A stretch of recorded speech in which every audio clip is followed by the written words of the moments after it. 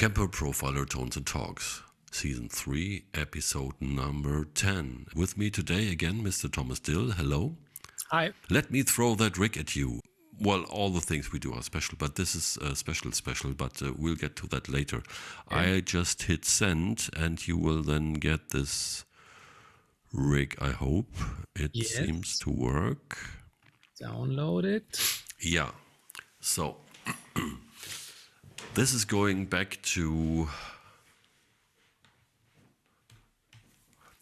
and extra back. No, I'm not saying anything until you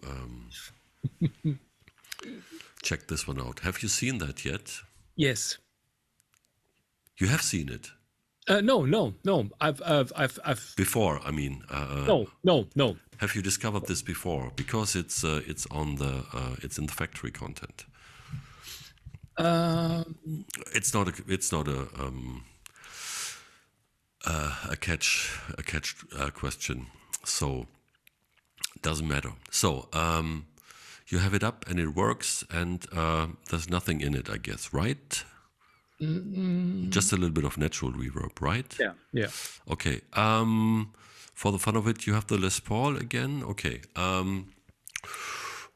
Take the bridge pickup this time, volume all up, and just play.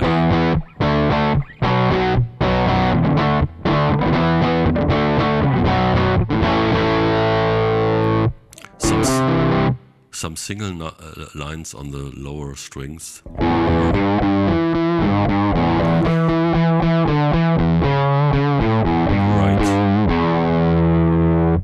Right. What do you think? Sounds broken amp.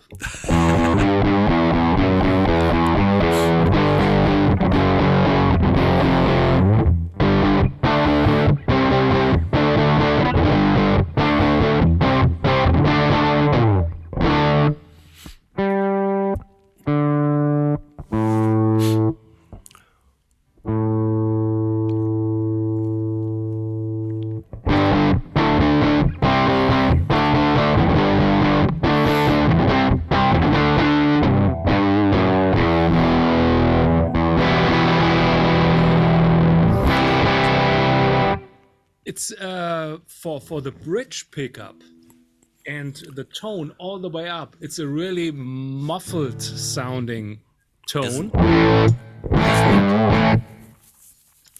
So you can guess. Can you guess what it might be? It's also no catch. I think this amp smells a little bit. Skunk. Well, I show you quickly. Okay. That's why it's called Klipper. From Ace? It's it's a Laney. Okay. And it was called Klipp. And I have never heard about this. This was hilarious. I went to the UK. I think it was in 2013 sometime, when I met Ace, the guitarist with Skunk Nancy. And Dale from the studio, I forgot the name for the moment, excuse me. Dale made it happen that we could do a profiling session at the studio for a weekend. So Ace picked me up from the hotel, and he had his car full of all the amps he ever owned and are on all the Skunk Nancy albums. And we went out for 2 days in that studio to profile them. And one of them was this Klipp amp, this old Laney Klipp amp from the early 70s. And if I get it together correctly, it's a transistor amp. And it was basically a thing that was conceived and created in the 60s already. And a hidden gem as well was the Laney Klipp, which I bought years and years ago, and it's just covered in dust, and it's falling apart, and it's very Black Sabbath. You know, you think of really early Master of Reality and those kind of albums right at the beginning, it sounds very Black Sabbath. The thing, as he brought it to the studio, was already broken. in a way. And he said, So you're the specialist for profiling broken amps, or let them break down yeah. after profiling. Right. And so we did this as a very last a project. So he brought out the Klipp amp and put it onto his Zilla cap, and probably a properly nice cap, and we had all nicely mic'd up with a Royer and a SM57 and another ribbon mic, and then he put up this thing on top of the cap, and when he switched it on, it started already to make some weird broken noises on its own, and then the pods were completely crashing and crackling, and so he got it to a point where it had this sort of stable tone, and we profiled that. And then he tried to get a little bit of EQ going, and that's the other version of that amp in that profile pack. And after that second profile, it made another very bad noise, and it was just dead. So we profiled it while it was dying, you know. Yeah, okay. So there's nothing more metal than that, I think. Yeah. So, and it's really nasty, raunchy, the most unboutique tone I think I ever heard. And I'm wondering what it's telling you, what it's if it's communicating with your inner Of course. creator, of course. and let's get into it and see So- what you come up with. Let's take the rig manager. So first of all, check out, okay, the gain is here and definition is absolutely low. So turning the volume at the guitar down cleans up a little bit. So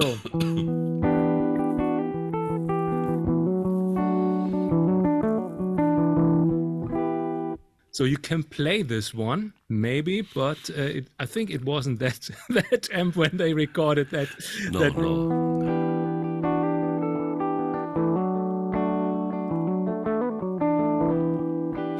But it can work when you turn the definition up.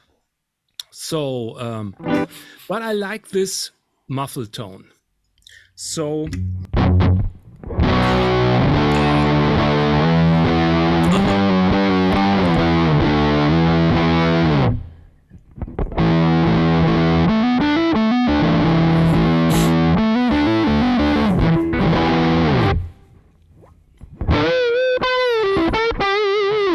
And I would start with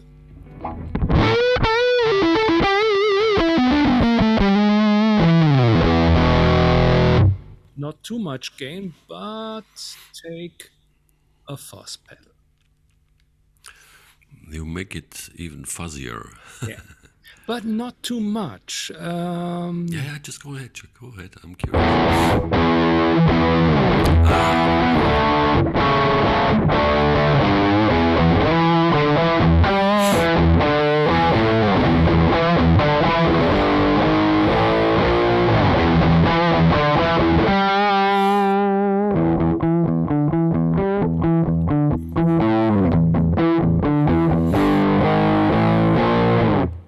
So when you turn down, I'm with the guitar volume at 3. So you get a different sound.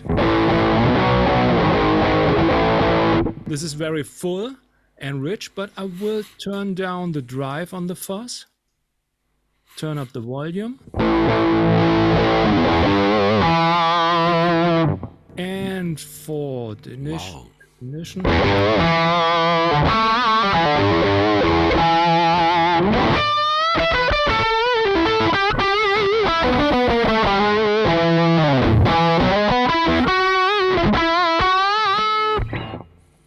So that one, maybe going dirty.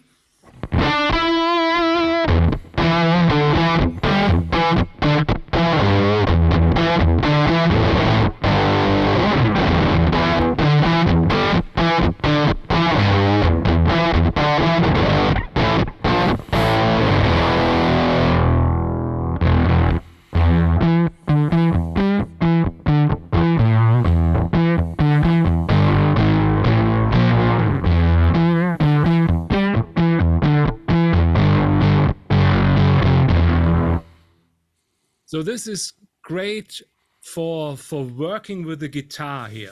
So just this fuzz, turning guitar volume up. You get this broken tone.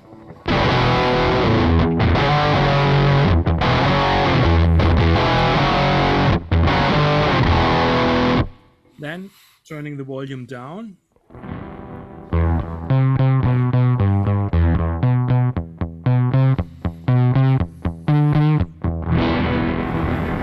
Very dirty, without the fuzz.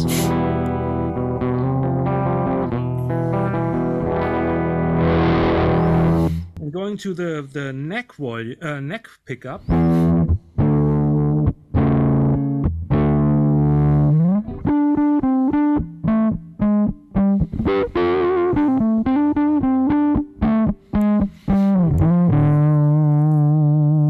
So there's a lot of tones, fuzzy, yeah, where it's coming from, 60s, 70s tones. But I will go further. In these moments, I think we should do a live version of this show here that we're doing. Because imagine if you would be on a stage in a decent-sized club for, I don't know, 200 people. And loud. And there would be a fat, simple but fat, large toms and stuff, a drum kit and a bass player. And we could do these things then always together with some band guys. Coming in and a nice PA and stuff like that. So, yeah, one can dream. We'll see. Yes. Here it is.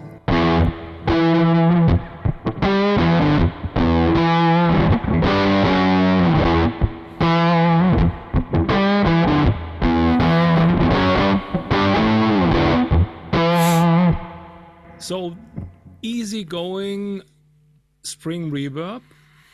It's the spring fan setting. So the Fender spring reverb. Here we are. Maybe a little bit more dripstone. Maybe a little bit dirty with the 12.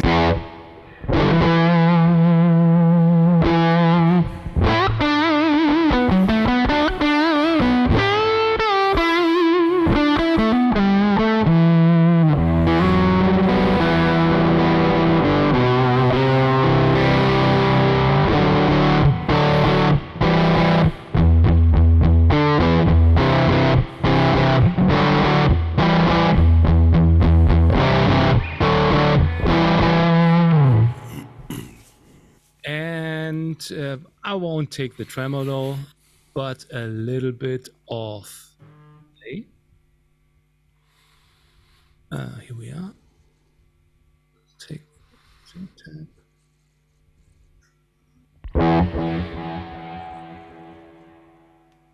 Okay, a little bit less feedback.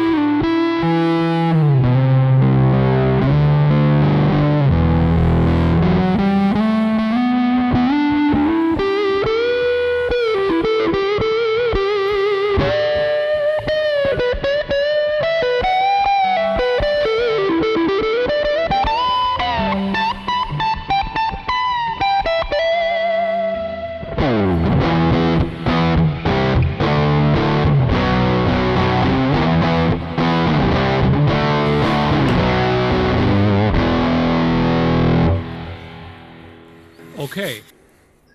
Yeah, interesting. Because this would be the old school approach on that one, where it leads me to. Yeah, it's this. What was it called? Just came up my mind. Well, this hard blues stuff and So stoner rock on steroids, and it's pretty interesting, and it's always so funny because when you play something, no, if you play an amp yourself, you Yeah. hear and you get the feedback and the feel, and I don't know, that's not something I'm familiar with and whatever, and it's weird and interesting, but yeah, nah. But now then to hear it from someone else who's playing it like you right now and doing your thing and your volume knob moves and tweaks and stuff like that, it becomes a different beast completely. Yes, yes, always. Me thinking too when I have some amp sounds and somebody comes here and plays, and I think, oh, sounds great.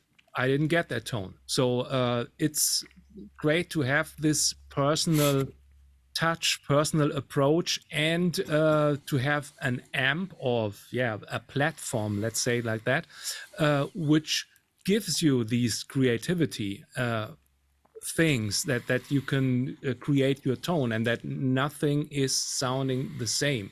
You hear the reaction on the of the guitar, what you're doing on the guitar. If you turn down the tone knob, let's see what that does.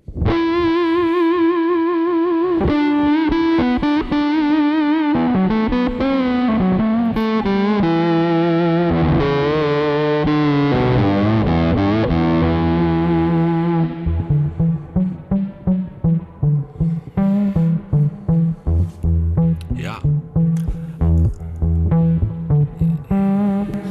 Just dynamics. It's absolutely great to have that stuff going on. yeah, and it's weird because it just reminds me of when I was doing the video for the Profiler stage. I was looking for some really nasty stuff, and what I did, I don't know, maybe it was the obvious. I was looking for, one of our metal amps with a lot of distortion, and I threw a lot of fuzz on top of that to make it this gnarly chainsaw-like tone, which was so. No, it was pretty good, but it was not where I just thought it could go.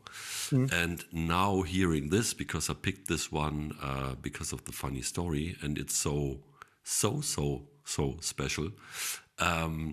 Now, as you treat it and play it, I hear, okay, that's exactly what I had in mind for this other thing. And next time, I'm coming to this thing because it's a much easier place to start from, because you're already in gnarly territory, and I will try that with the fuzz. And for the next video, I will try something like this with it. And this old Klipp. And somewhere I have the photos from the sessions. I was just looking through my stuff. I didn't find it because at that time it was 2013. I didn't do it with the iPhone. It was with my DSLR, and so it's on the old computer. I have to bring all these photos over. Yeah. So pretty interesting.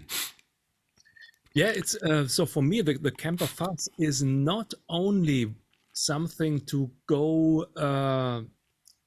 too much fuzzy or to go too nasty. It's something like a tone shaper. When you turn up the definition and just turn down the gain and give it a little bit of more volume boost, and then turning down the volume knob when it reacts to the guitar volume, you get a really brilliant sparkling tone while using the fuzz. So it's not always the fuzz to get distorted tones. Yeah, that's true. You get really nice thin tones. Yeah, it's shaping Yeah, a lot. Right. But you don't lose any kind of tone or sound or dynamics. Some effects shape the tone and destroy the tone. And here it's really Christoph made a great job on the Kemper fuzz. So for me, Yeah, that's true. Because it's wherever you take, how far you ever take the volume knob down, it doesn't stop With single coil guitars. giving you tone, right? Except for when you have the profiler stage, where you have also the true impedance switch. Where you can switch to, this low impedance, old school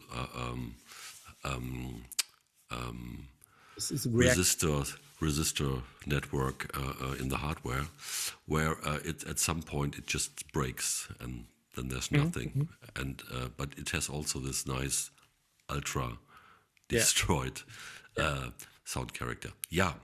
Anyways, again, try this at home, people. And this very rig is in the Ace rig pack in the factory content. Get it from the rig exchange, or you need to activate it to get it all into your profilers. And Ace Skunk and Nancy is the first entry in the rig pack list. Show you. Wait a minute. And by the way, there were a lot of other. There it is, right? Rig packs, Ace. Ace. Great guitar player. Yeah, and it was so.